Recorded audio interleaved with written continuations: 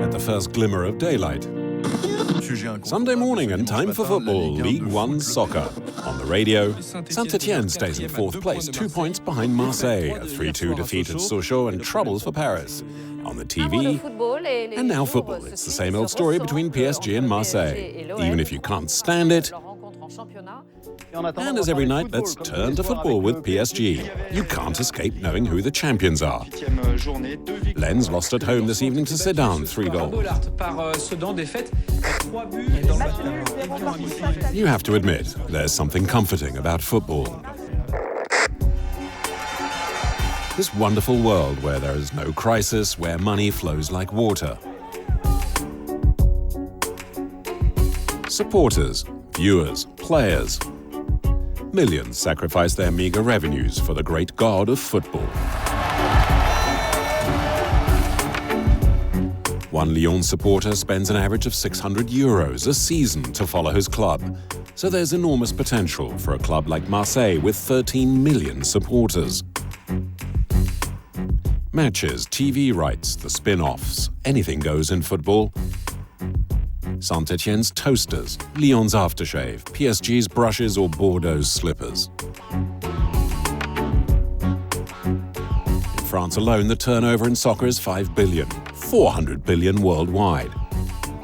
But who is profiting from all of this? Come on then, bring your boots and shin guards and let's go for a stroll on the pitches of football business. You will discover how in less than 15 years the sport has become one of the most deregulated markets on the planet, where it seems anything goes. How financial exploitation of child footballers, how out of control speculation by investment funds that buy into soccer players risks ruining the sport. And how in the stadium's back offices players' agents have now overshadowed even the club owners as the game's new power brokers. And how, finally, in football, those who speculate, cheat and corrupt risk destroying your favorite playing field. So, Mum and Dad, haven't you ever dreamed of your son becoming the next Zidane? Like Madine Karogli, a young French player, already a prodigy at 11 years old. His technical skills have been viewed over 20 million times on the internet. Even the great Arsène Wenger, the manager of Arsenal, is impressed.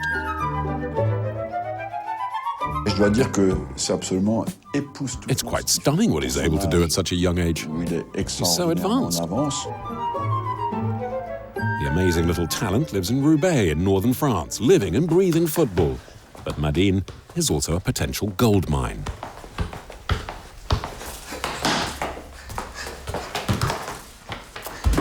Madine, come here a second. About 60 reports in various languages have made their way onto the internet.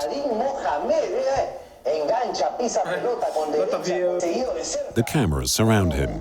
His parents say ours will be the last, as Madine is close to overdosing.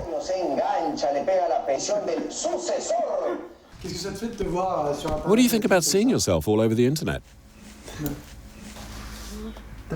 You don't like it much? What's the best thing about football? I don't know.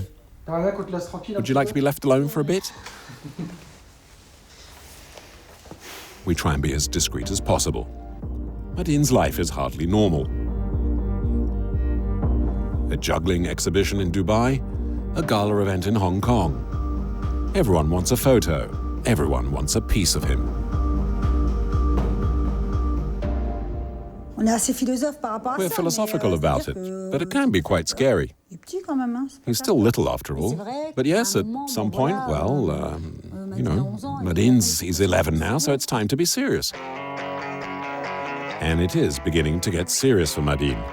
Very serious. Clubs, agents, and even a well-known multinational are staking big on the 11-year-old's future. Here's the parental dilemma. How to protect their child while letting him loose in the arena, especially when that arena is Barcelona. The famous Barca team spotted Madine early on. He's due to attend trials and then join their youth academy. FC Barcelona, one of the most successful clubs in the world, boasting such stars as Messi, Xavi and Iniesta. 300 million supporters across the world and a turnover of almost 5 billion euros. The Karoglis gave us permission to follow young Madin. As he arrives for the test in Barcelona, it's just like a business deal. The youngster is not greeted by someone from the soccer club, but by Dubai businessman Sahmad Al-Zajali. Mr. Sahmad? Mr. Mohammed, how are you? Good? All right? Yes, good, thanks. How are you? How's the champ? When he saw Madin on the internet, Al-Zajali sensed a good deal. He contacted agents for Spanish footballers as well as the Karogli family. La Masia, this is the training center. It's just close by. Is this for the professionals? No, just for the kids. The family settles into a hotel. Sahmad Al-Zajali was the person who set up Madin's trial at Barcelona. Investing in an 11-year-old child seems to pose no problems for him. Football is it's a business. Football is something that you invest. For example, we have some real estate that we bought 10, 15 years ago, and we still have them, and is an investment plan. So for us, Madin is something that is an investment. It could be a perfect property. It could be a normal property. For Madin, at this rate that he's developing, we believe 16, 17 maximum, he will be having market value. An interview with holding a shirt someday, for sure. Among the 10 or so players he looks after, Madin promises to be the jackpot. According to Al-Zajali, investing in the young player could be more profitable than property. As an expert in the building sector, he knows what he's talking about. The businessman made a fortune from his company, Santos Cranes, which supplied machinery to building sites. His own team consists of, in defense, the JLG 600 diesel-powered boom lifts. In midfield, there's the tough CKE 200 Caterpillar cranes. And the star player is the QY25C truck, equipped with a crane that can lift up to 25 tons. He likes his team sports, does Mr. Sahmad Al-Zajali. Welcome to Barcelona. We've learned more about him than Madin's parents, apparently. Fatima, his mother, doesn't really know where to start. I wanted to ask you something. What is your business, actually? Corporate events, sport? Management. Ah, management. We know that Madin, since a long time ago, we want to make it from a dream to reality, you know. So like from dream to reality. The dream de Mohammed, no? You might not have noticed, but suddenly the mood changes. Mohammed, Madin's father, seems tense. Please, turn off the camera. If you show this on the TV, it'll cause all sorts of speculation, and it won't be helpful. It's confidential, see? Confidential and taboo, because now the Karogli family and the businessman are about to talk money. In France, such negotiations are illegal to avoid child exploitation. An agent is not allowed to make money from an underage player. A contract that deals with sports activities for minors cannot, in any circumstances, result in any remuneration or compensation. In Spain, however, there's a legal vacuum. Luckily for him, the Dubai businessman can get the Karoglis to sign on the dotted line. We managed to get a copy. Sahmad Al-Zajali's company, Proneo Sports, offers to act as the agent for 2 years. In exchange for its help and its contacts, Proneo Sports will take a commission on any future professional contract. 10% if Madin signs for Barcelona or any club in Spain. 20% in all other countries. To sign up the most gifted young players, the big clubs are ready to spend up to 200,000 euros, which would come to 20,000 euros in commission for Al-Zajali's company. But the first contract effectively binds the player to his agent, promising many long and profitable years ahead. Agents and kids. You might think football's always been like that, but it hasn't. Just ask Lilian Thuram, part of France's 1998 World Cup winning team. Now you're scaring me, actually. If you're telling me there are 12-year-old kids who have an agent, that's a problem. Did this go on in your day? Honestly, I don't think so. And I think it should be banned. If there are agents for 12 or 13-year-old kids, it means there are clubs that are willing to deal with them. And say, make a deal for the youngster, we like him. Such as this gentleman, Michel Zamora, the French talent scout for FC Barcelona. He set up the trials for Madine and is one of the Dubai businessman's contacts with the club. Al-Zajali hands the torch over to him as he needs to get back to his machinery. No time to attend Madine's trials. We might be able to talk football now with Michel Zamora. You're passing the entrance. This is La Masia. That's what they call La Masia.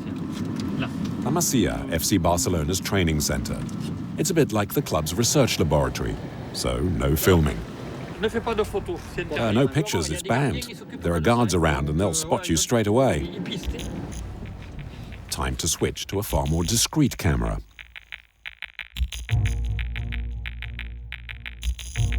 La Masia is the world's most famous football school.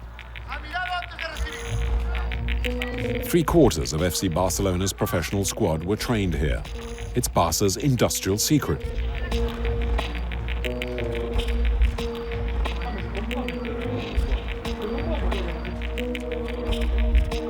That's Takefusa Kobo, an 8-year-old from Japan, the youngest foreigner Barca has ever signed up. Naturally, the Spanish media has already dubbed him the Japanese Lionel Messi. Isn't 8 a little young? Well, it's not too young if the player has genuine talent. Talent isn't a matter of age. It's interesting to have them when they're still little, to shape them in our image, to shape them in our game, our culture, our playing culture. It's important. And as far as these kids are concerned, I'm like Father Christmas.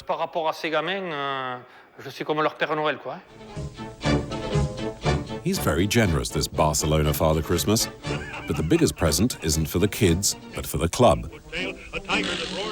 By signing up 12-year-olds, it's a guaranteed way of making big money if the player later signs for another club. How much does the club that trained them make? 130,000 for 12 to 13-year-olds? So FC Barcelona would stand to make 90,000 euros when one of its chicks decides to change clubs after 1 year of training. Here's how it breaks down. Let's say Madine enters Barca age 12. So if, when he's 17, he signs his first contract with another club, Barca would make 90,000 euros a year times 5 years, which comes to 450,000 euros. 450,000 euros compensation for Barcelona. A good amount. Very good, actually. So the younger you take on the player, the more money you make in any transfer. Exactly. So that's why age is so important. It's all a factor now then. Oh yes, of course. It's an important moneymaker for the club, sure. But wait, there's more. The clubs, by picking their recruits so young, stand to gain for another reason. During a professional's long career, the club that trained them makes up to 5% on each subsequent transfer. Take the former Barca player Thiago Motta, a defensive midfielder. Since leaving the club in 2007, he's played for Atletico Madrid, for Genoa and Inter Milan, before moving to Paris Saint-Germain. Every time he changed clubs, Barcelona got their share, totaling more than 710,000 euros.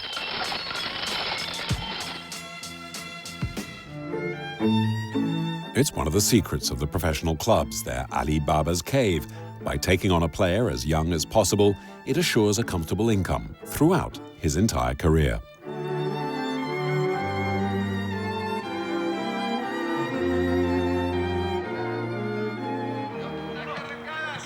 Such are the financial stakes that weigh heavily on the 11-year-old shoulders of Madine and on his agent and the club. Madine, training time. He's a forward, isn't he? Yes. The pressure increases as in just a few minutes the boy faces the trials to become a team member. The serious stuff starts here. Madine is nervous. If he fails, it's adios, Barcelona.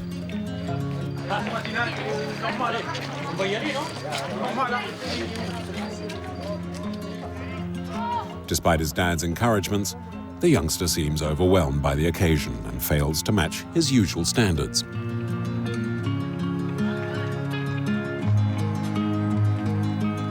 After the training session, and for scout Michel Zamora, Madine's anxiety poses a problem. The trainer says he needs to relax. He told me he was trembling in the changing room. Before signing him, Barcelona wants to give Madine another trial, a year later. In the meanwhile, his parents will do what they can to protect him from the financial pressure and from the media attention. With a Dubai investor, a sponsor, and the clubs that want him, is Madine at 11 an exception? In France, players with his skills might end up here, at the National Training Institute at Clairefontaine, near Paris. It's the most prestigious soccer school in the country. All the greats have attended: Thierry Henry, Nicolas Anelka, Blaise Matuidi, William Gallas. Today, the hopefuls for entry selection are being put through their paces. We wanted to see if here too the business of football is making an impact. Bonjour. But at the entrance, France 2. France 2? No, you have no permission to film according to the Federation's press office. Nope. Pull up over there, please. I'll show you. It's Martin Boudou, right? Oui, c'est moi. That's me. There you see, the press officer says no journalists or cameramen to report about what's happening. No access for any of you. Oh well, that's what happens if you work for cash. We'll never be granted access to film inside the Institute. And we'll tell you why. Using our secret camera helps explain the story of the 1,012-year-old players hoping to be chosen for the 25 available places.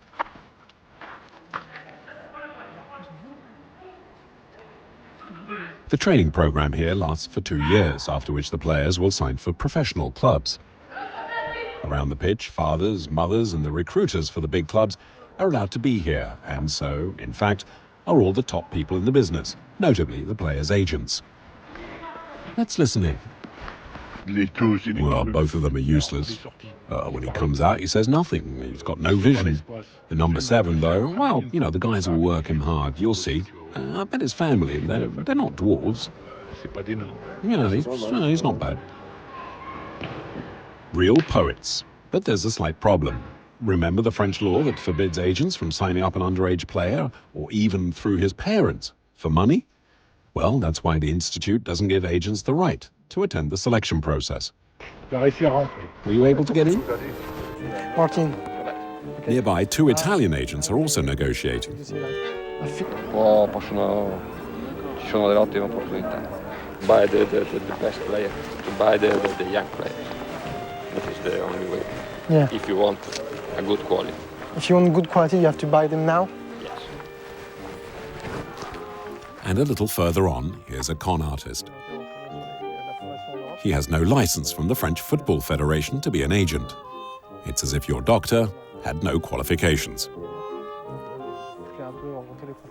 Are there any kids that you're already following? Yeah, there's one kid I'm keeping an eye on. Which one? As cool as you please, without a license, the fake agent could end up in prison. He wouldn't be the first, including one man who was sentenced for child trafficking. Is this a good age to sign them up, or should they be younger?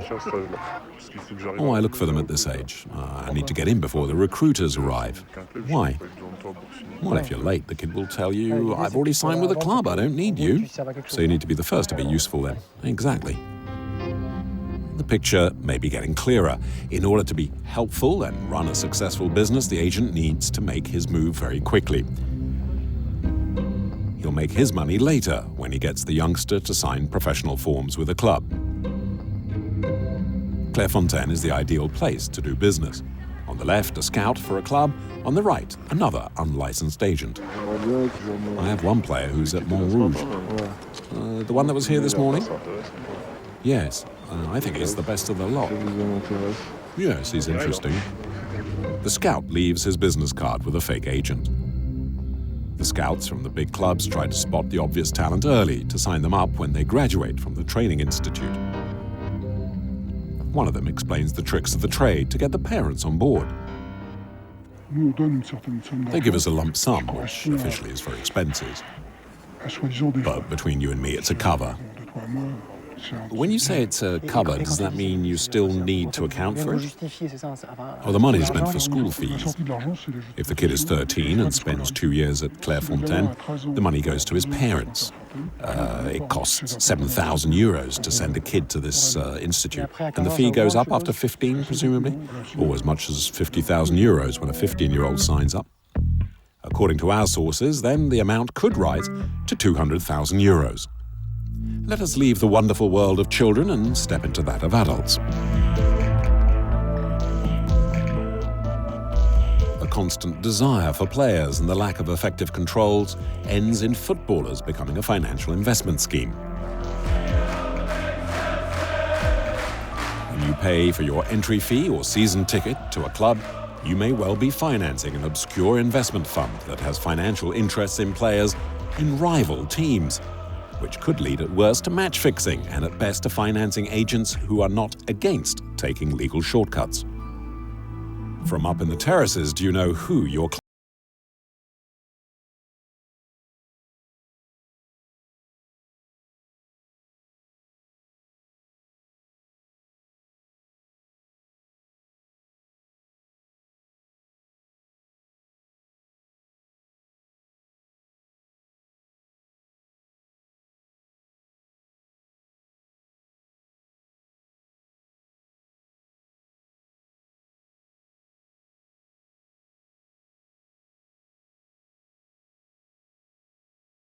season, Mangala played with Standard Liège in Belgium.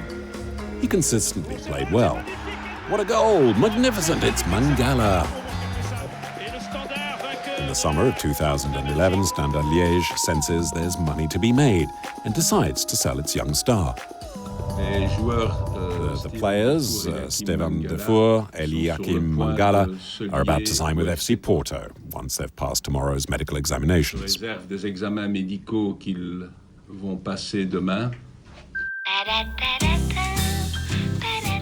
doctors carefully inspect Eliakim Mangala and give the all clear. The Portuguese club purchases the defender for 6.5 million euros, announcing that if they ever sell him, it would be for at least 50 million euros, 8 times as much.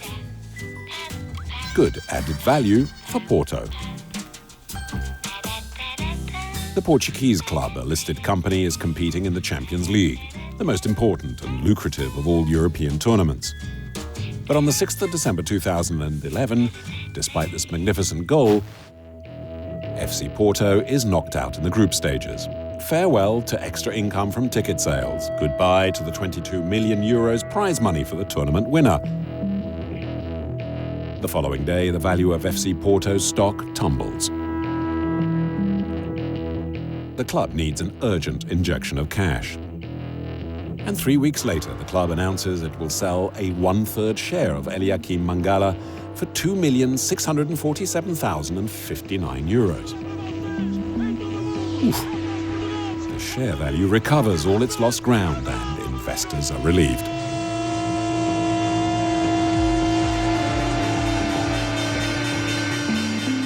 The new owner of 33.33% of Eliakim Mangala is the Doyen Group, which specializes in the extraction of uranium, coal and gold.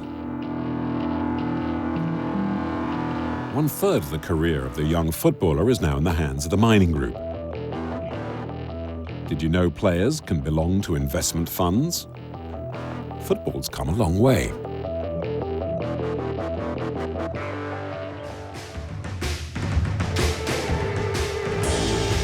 We don't have the means to buy part of any player for future teams at cash investigation, but we could just about afford this cardboard silhouette, which costs 35 euros. Does the player know who he belongs to? After all, it is his body, his head, and his legs.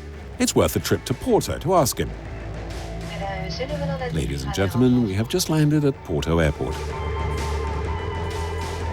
And in Porto, the player has agreed to an interview. Ça va? How are you? Ouais. On se met là-bas? Shall we sit over there? 15 minutes with his sponsor's ads as background and under the watchful eye of FC Porto's communications officer. We show Eliakim Mangala his cardboard effigy. Not bad. FC Porto, on s'est rendu compte. Listen, we found out that FC Porto has sold part of your financial rights to an investment fund called Doyen that specializes in uranium, coal, and gold mining. I wanted to ask if you were aware of that or not. No, I didn't know about that. But I saw it in the media later. Par la presse, parce que t'as rien fait signer, toi. But you didn't sign anything. No, I just saw it one morning on the internet. I read what had happened, but I hadn't been told about it beforehand or anything like that. Do you feel sometimes like a financial product which people can speculate on? Well, yeah, we are financial products every day. The clubs are like factories and the players are the product. Yeah, there's no question about it. We are products, which people can speculate on. Yeah, of course, you need to be realistic. We wanted to find out a little more about the Doyen Group. On its website, the investment fund profiles the 23 players it owns. Among them, there's Eliakim Mangala and another French international, Geoffrey Kondogbia. All are promising young players. Doyen has invested an average of 10.5 million euros in each of them. Yet one question remains: how much profit is there in investing in a footballer? We tried getting hold of Doyen management for months. Impossible. But one day we went along to their operational HQ in London. It's a splendid building in the heart of the capital's financial quarter. By coincidence, one of the managers we had been in touch with was just coming back from his lunch break. Hi, Mr. Yes, Martin Boudot. I'm a French reporter. Nice to meet you. We talked on the phone. Yes. A few days ago. You remember? Okay. We were here to ask for an interview with someone from Doyen. No. Can I ask you a question?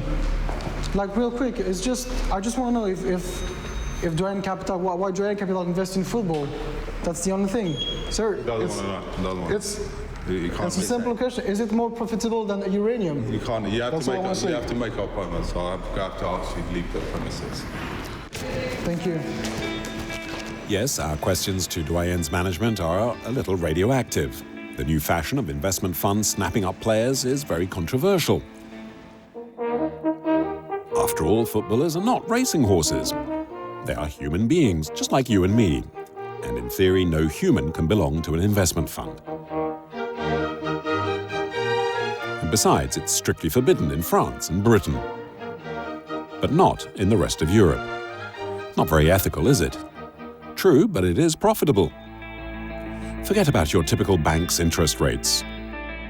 Invest instead in Deco, the Portuguese midfielder who has provided a 21% profit for his investor. Lisandro Lopez, before signing for Lyon and then Qatar, generated a 37% return on investment for a Gibraltar-based fund. Argentinian player Angel Di Maria, 64%. But even that is nothing compared to Pepe, the Real Madrid defender, a 147% return. And finally Falcao, the former Atletico Madrid player, now in Monaco's ranks, a 164% return on investment for his Dutch-based fund. So by now, if you supporters go to a match, say, between FC Porto and FC Seville, you will know who is really making money from you. Go ahead, place your bets. the Doyen Group that's playing again behind on the Soccer Investment Fund, which is wagering again on Soccer International, the Brazilian investment fund. Nice pass by Carneiro, the international winger of the Doyen Group. Soccer Investment opens it up to goal football. The Luxembourg fund, it's a shot, but unfortunately it's blocked. It would be funny if it were just a video game. But the reality is the investment funds are accused of influencing clubs' decisions. More worrying is that they own players and teams that are likely to play each other. As in the case of the game between Porto and Seville, where the Doyen Group has interests in both camps, and the temptation to cheat must be strong. What if the funds preferred the red team to win?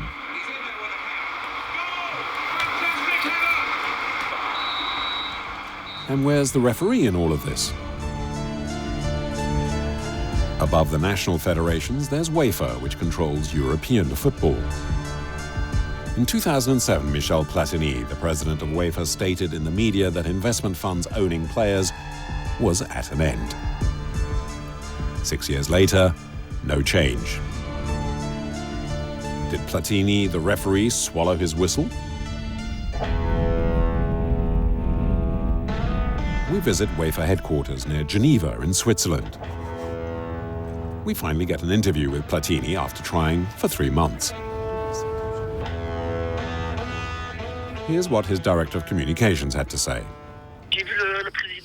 I've seen the president today, and unfortunately, he no longer wishes to take part in your program. Why? He just doesn't want to do it.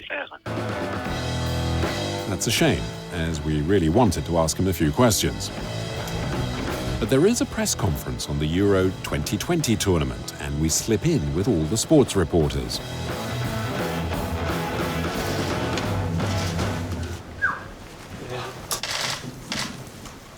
Martin Boudot, France 2. France 2. France 2? That's surprising. You've been the head of UEFA for 6 years, and you've always said you don't want investment funds mixed up with the game. Why are they still doing it then? Because no one ever listens to me. No one listens to you. You're the boss of UEFA, and no one pays any attention. Nobody. Let me mention Eliakim Mangala, the young French international who's now at FC Porto. 30% of his rights belong to an investment fund whose main business is coal and uranium. Do you think that's normal? Listen, if I thought it was normal, I wouldn't be fighting to change things. FC Porto is a member of UEFA. They play in the Champions League. Listen, we're fully aware of all the problems. We know that often in matches, these people often own players in several teams and that they let them out. It's like leasing, really, like airplanes that can be rented from the leasing companies. It's a black mark. Now I know why you're here. And you know what? There are even more surprising aspects to companies owning players. Sometimes the investment funds allow agents who have been banned to be paid. Ladies and gentlemen, we have just landed at Porto Airport.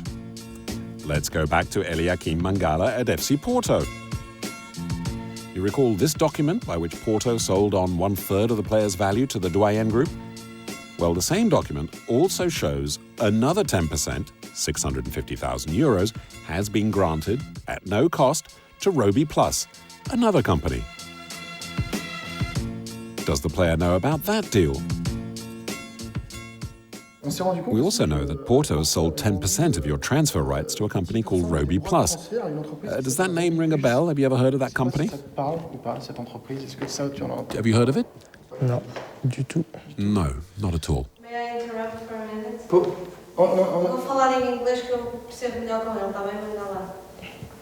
The interview is all around his transfer. Não quero confusão, tá?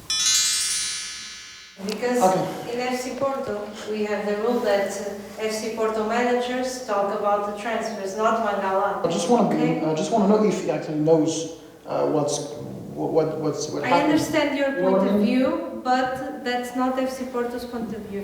Why is it so? Because it's business. That's the secret, okay? That's FC Porto's secret. Okay, Mangala. Okay, Mangala, it's the managers who talk about transfers, not you, okay? No, tá bem. Super. So we're gonna move on to some other subject, okay? pas lui parler de... So we can't talk about this kind of thing? Finished? Terminé. Finished. Terminé.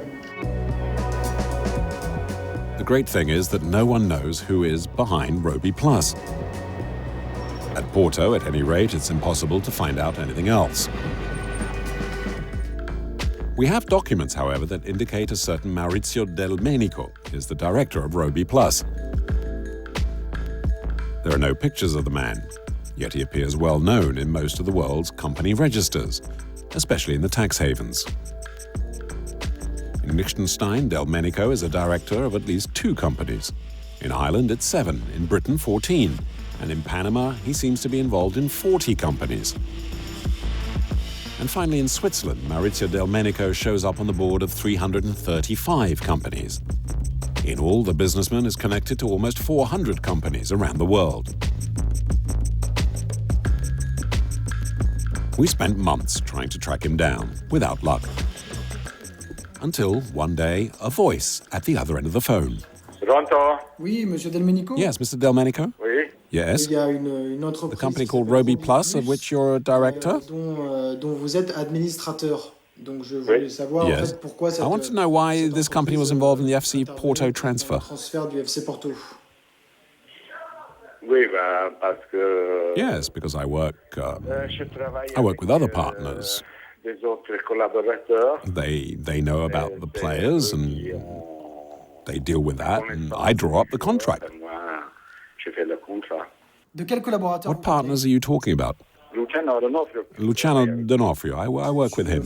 So Mr. D'Onofrio and you handle the transfer of Mangala. Du joueur Mangala. Oui. Yes, yes. D'accord. Donc, So you and Mr. D'Onofrio own Roby Plus? Roby Plus. Oui, Yes, we do business together. Ensemble, oui. Here's the thing, D'Onofrio has been sentenced many times by the French courts. The last occasion was in 2008. In the case of Marseille Football Club's accounts, he received 2 years with 6 months to be served behind bars. To help the transfer of one of his players, Luciano D'Onofrio is suspected of having given then Marseille manager Roland Courbis backhanders.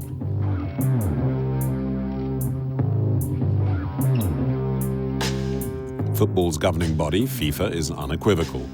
You need to be squeaky clean to be a football agent with a criminal record untarnished by either financial or violent crime.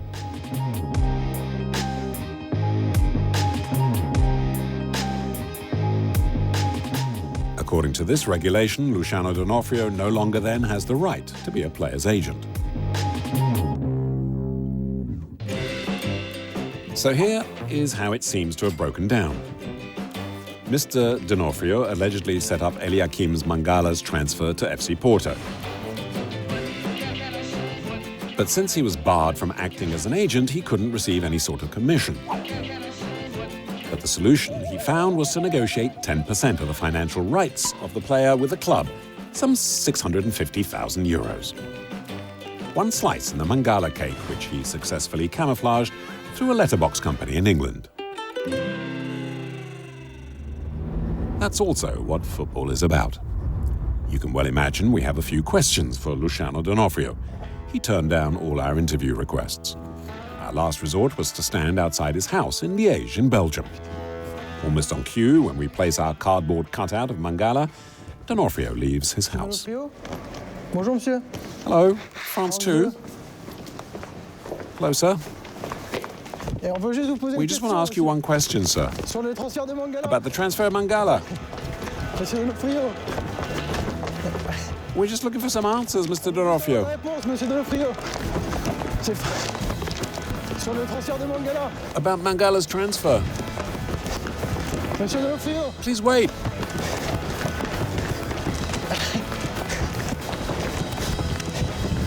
Attendez-moi. Wait for me. Monsieur D'Onofrio. The former football agent seems in great shape. We didn't expect that reaction. It left us breathless. Mr. D'Onofrio explains all on the telephone. I don't want to give an interview, so please leave me alone. All right, do you have any links with the Roby Plus company? No, do whatever you're meant to, but just leave me in peace. Now let's see that again in slow motion. Because a few days later, Mr. D'Onofrio's lawyer contacted us to say it actually wasn't Mr. D'Onofrio we were chasing, but a lookalike hired by his boss to deceive us. In Europe, we detected about 100 top-class players owned, at least in part, by investment funds. And throughout the world, there are about 1,000. The football agents are everywhere and have seized power, but occasionally clubs do without their services. Without them, transfer deals ought to be far more transparent. In theory. But at Valenciennes, one of the club's players is reportedly at the center of a strange tax scam. Hello, it's France 2 TV. Amazing. Here they open up for us. Welcome to Valenciennes' ultra-modern training center. Can you park over there, please? Oh, okay. Oh, this must be the players' parking, eh? This is the journalist parking space. Valenciennes is one of the historic teams in France's championship. 11th in the league last year. The club is in some financial difficulties and a long way from being able to compete with financial heavyweights PSG and Monaco. In their squad is midfielder Carlos Sanchez, a Colombian international, adored by the fans. If I mention the name Carlos Sanchez, oh, a great player. Actually, I think we can't do without him at Valenciennes at the moment. I was very surprised he might leave for a Chilean club. I hope he still likes it here. He might stay on a bit more. Yes, what happened to Carlos Sanchez last summer is quite interesting. His contract was up with Valenciennes, and despite being wanted by some of Europe's top clubs, he eventually signs up here. In Talca, in Chile. Talca has a theatre and a great view of the Andes. And, of course, a stadium, home to the famous Talca Rangers, who were 10th in Chile's national championships. Odd choice, really, for a player from a major European league. Yet almost as soon as he arrived in Talca in August 2012, he turned around and headed back to Valenciennes, where he played for another season. Quite an about-face, especially since Sanchez had agreed to a substantial pay cut. This confidential document reveals he had been earning 75,000 euros gross a month at Valenciennes before he left. On his return, his salary fell to 14,700 euros a month, a drop of some 80%. This is a Colombian soccer player, not the so-called Polish plumber. Why, we want to know, did he accept such a cut in salary, and did he ever really set foot in Chile? We showed him some photographs of Talca. Can I show you 3 photos? It's like a game, and you tell me if you recognize where it is. What about this? Does this mean anything to you? No. And what about this team here? Do you know which team this is? It's the photo of the Talca Rangers. No. Did you really go there or not? Yes, I went, but I didn't see any of the setup or the players. But you returned at a discount. Your wages were cut. Is that true? Yes, that's true. Because from 75,000 to 14,500? Yes. That's enormous. Is it because you're a nice guy and you love the club? Yes, I do like the club. It's what made up my mind about coming back. Last question, if I can. Sorry, we need to go, they're telling me. No, especially since the topic is not what we agreed on. This is bad. The communication department of Valenciennes is uneasy because, in fact, it's all a scam to try and substantially reduce the club's social charges paid on Sanchez's salary. And here's how we know. To start with, the date in the contract for the loan of the player by the Talca Rangers back to Valenciennes is given as the 21st of August, 2012. It is signed at Valenciennes by Sanchez in person, even though he was meant to have been in Chile at the time and wasn't due back in France for another 9 days. In other words, the entire loan operation was organized from Valenciennes, and Sanchez never set foot in Talca. In addition, the Chilean club does not exactly have a good reputation in South America. Last summer, after months of inquiry, the Argentinian tax authorities published a list of 10 clubs in the world. They're suspected of helping European clubs defraud the taxman. on the list are the Talca Rangers.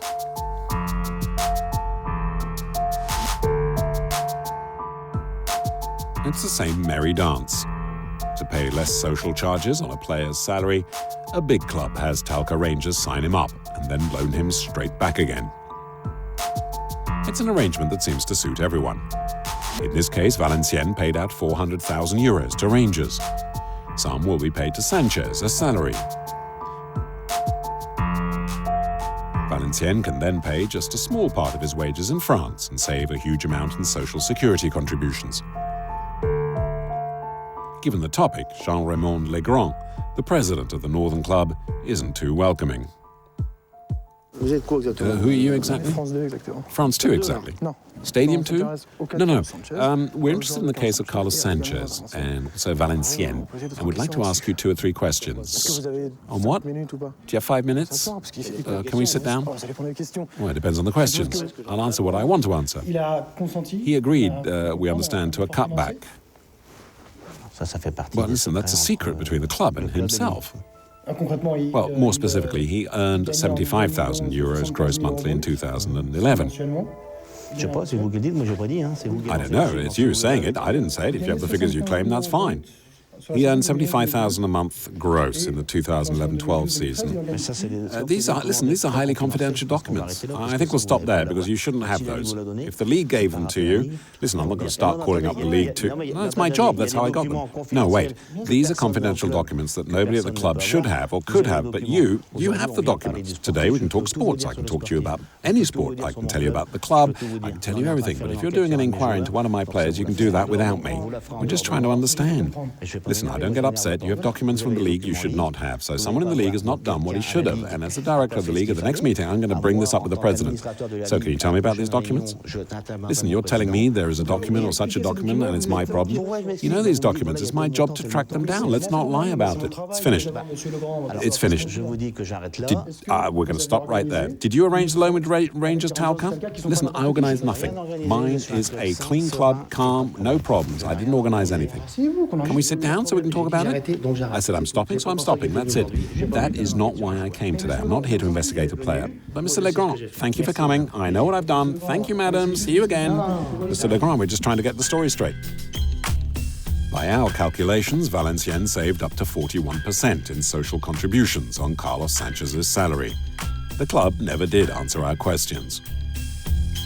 But one highly placed French Football Federation officer does agree to be interviewed on condition of anonymity, and he confirms our theories. There are a lot of flashing lights and warnings. The salary, the total amount, the date, the fact it's a former player. And everyone knows about that Chilean club. I mean, the scam is odd, actually. It's quite pathetic, really. They're saving on their social security contributions.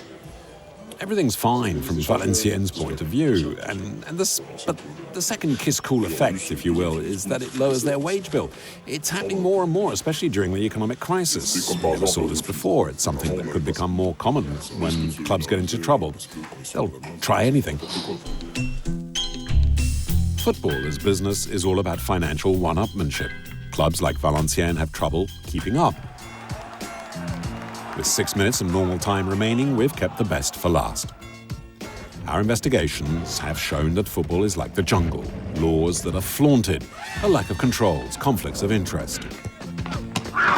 Going over and over the issues, the question always boils down to why are there so many professionals in the sport that find it so hard to play by the rules?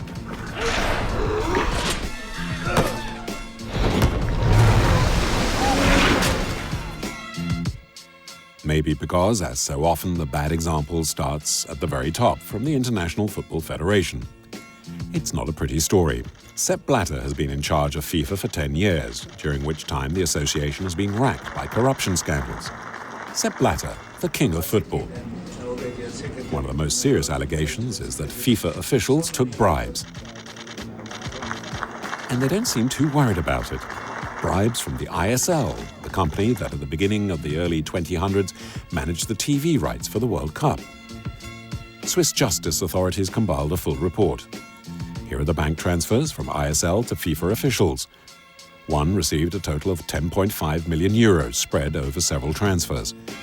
Here is another 1.5 million Swiss francs, about 1.2 million euros for the former FIFA president, João Havelange. At the time, though, there was a legal void in Switzerland.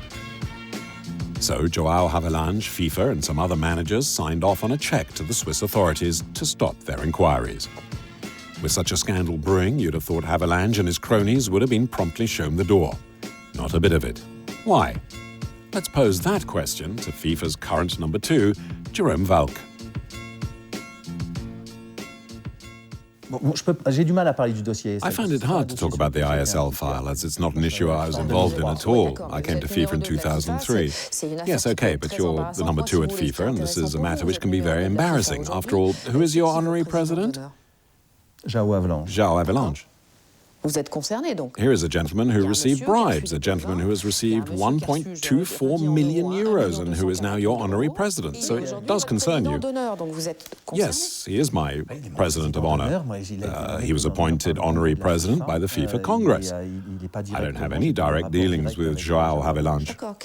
But what does that mean to you, the word honorary? It means exactly what it says in the dictionary, that you're what's the word? That you're respectable. Hang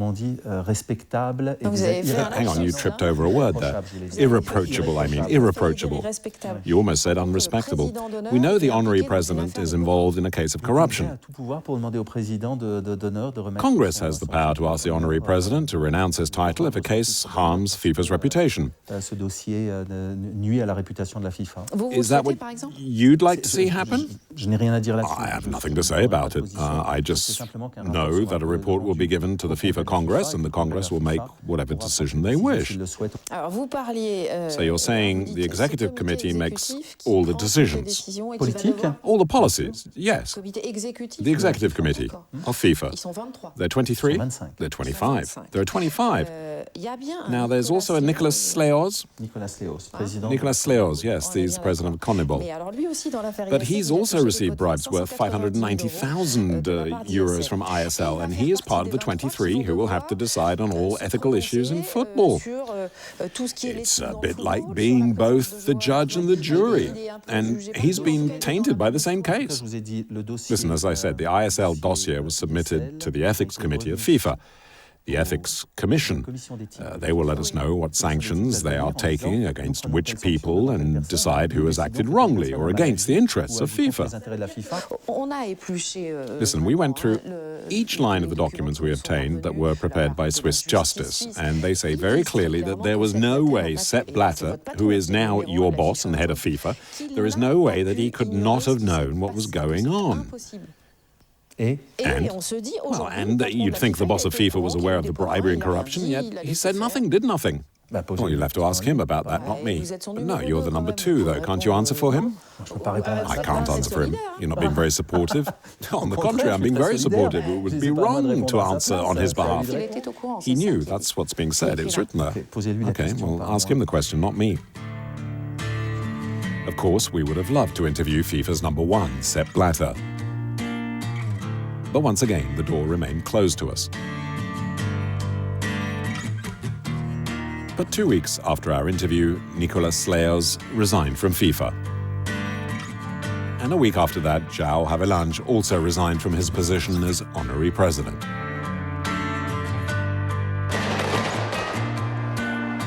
Those who love football know that when Brazil coughs, football catches a cold, a bad one.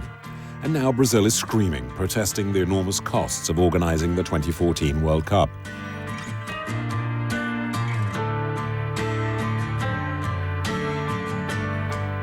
In Italy, another hallowed ground of the soccer god, the police has searched through the records of 41 clubs they suspect of financial fraud. And in France, the attendance figures continue to fall. 50,000 spectators less than 5 or 6 years ago.